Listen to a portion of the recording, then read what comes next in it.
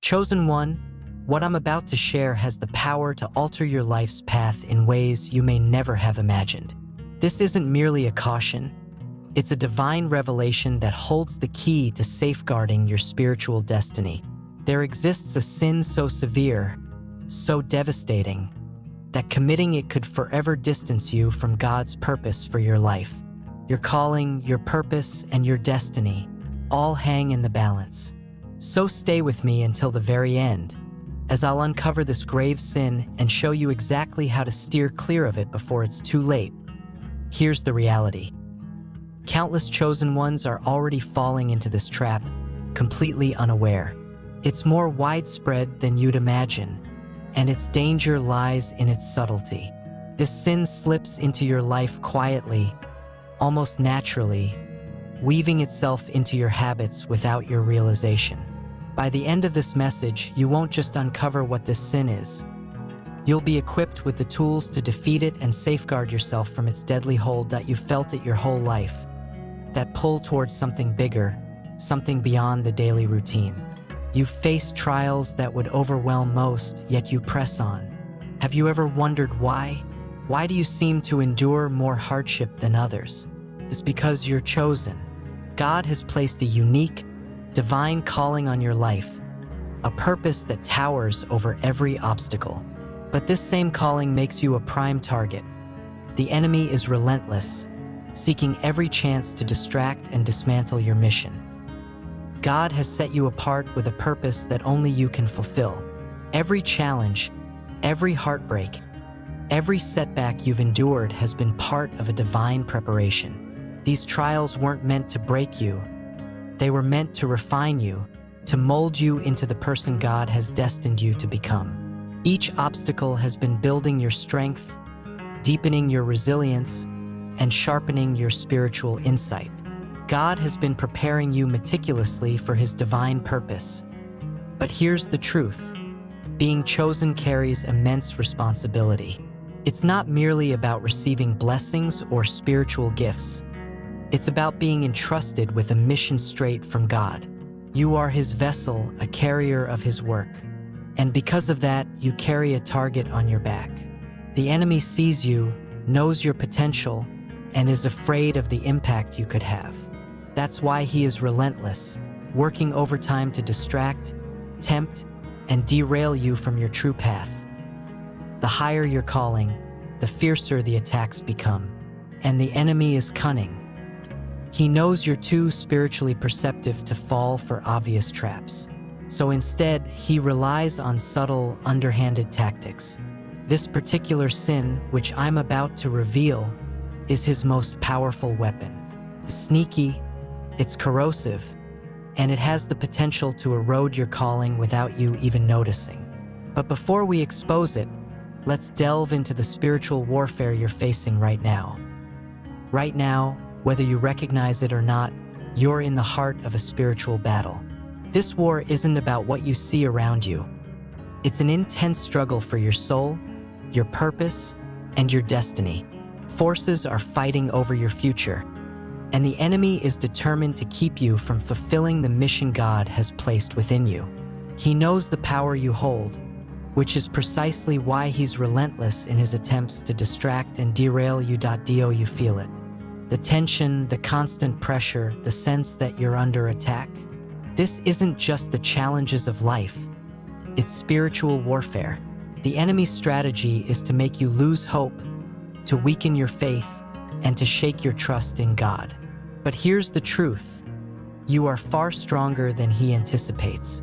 You have the power to overcome him, but only if you're aware of his tactics. The enemy's most dangerous strategy right now is a subtle yet deadly sin that, if unchecked, could sever your relationship with God. Perhaps you've sensed it, a wave of frustration, anger, or even bitterness taking root. These are signals that this sin is creeping into your life. So, what is this sin that has the power to turn God away from using you? It's pride. Yes, pride. But this isn't the obvious kind of pride. It's far more insidious, the kind that quietly whispers that you know better than God, convinces you that you can manage things on your own, or worse, that you're too broken or flawed for God's use. Pride can take many shapes. Sometimes it shows up as arrogance, making you believe that your wisdom, your strength, or your accomplishments are sufficient without God's help. Other times, it appears as self-pity, leading you to think you're too damaged for God to work through you. In every form, pride shifts your focus from God to yourself. It's dangerous because it's the very root of all sin. Once pride takes hold, you begin to rely on yourself instead of trusting God. This is precisely the enemy's goal. He wants you to believe that you don't need God, that you can manage on your own. But once you start down this path, you're already drifting away from your true purpose. Pride has a subtle way of embedding itself into your life. It can start as frustration when things don't go as planned, jealousy when others receive blessings you've prayed for, or a desire to control outcomes instead of trusting in God's timing. Each of these is a sign that pride might be taking root. The enemy knows that if he can fuel your pride, he can cut off your connection to God. And without that connection, your purpose hangs in the balance. So how can you guard against it? How can you prevent pride from undermining your life? The first step is awareness. You must look within and ask if pride is quietly taking hold. Are you leaning on your own strength more than on God's? Are you trying to control situations that are beyond your reach? Are you feeling bitter or frustrated because things aren't aligning with your desires? Once you've recognized pride, the next step is to humble yourself before God. Humility requires admitting you don't have all the answers and can't navigate everything alone. It's about surrendering control and allowing God to lead. One of the most powerful ways to embrace humility is through genuine, open-hearted prayer. Come before God with honesty, laying down your plans, your desires, and your worries. Ask Him to reveal where pride may have rooted itself, and ask for the strength to let it go. True humility isn't about lowering your self-worth. It's about lifting your focus from yourself to God. It's understanding that, without God, we're incomplete, but with Him, we're equipped to fulfill His purpose. Another way to combat pride is through gratitude.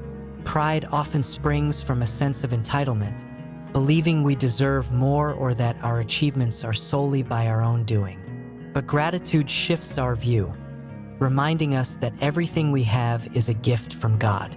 Take time daily to thank God, even for the small things. Gratitude keeps your heart grounded, reinforcing that His grace, not your own efforts, has brought you this far. Surround yourself with people who can hold you accountable. Pride thrives in isolation, but humility grows in community. Seek out friends who will speak truth into your life, even when it's hard to hear. Choose those who will point out when pride is creeping in and encourage you to stay humble and keep your eyes on God. The enemy wants you to believe you're alone in this, that no one can relate to your journey. But that's a lie. God has placed people in your life for a reason. Lean on them and let them help keep you on the path He's set for you. Lastly, remember this: God opposes the proud but gives grace to the humble. When you approach Him with humility, you invite His grace to overflow into your life. And with that grace comes wisdom, strength, and the power to walk fully in your purpose. Pride blocks blessings, but humility unlocks the doors to your destiny. When you surrender to God, He can work miracles through you, bringing breakthroughs and guiding you into the fullness of your calling. So, chosen one, here's the question: are you ready to humble yourself and let God take the reins? Because if you do, the enemy loses his grip, and nothing can prevent you from fulfilling your divine purpose.